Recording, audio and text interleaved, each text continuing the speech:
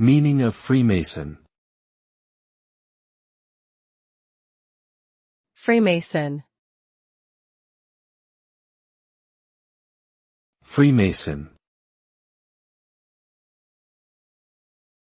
Freemason.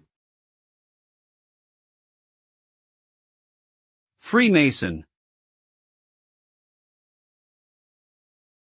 Freemasonry is a fraternal organization that originated in the late 16th to early 17th century. It is based on the principles of brotherhood, charity, and truth, and seeks to improve morality, promote charity, and develop the character of its members through various ceremonies and traditions.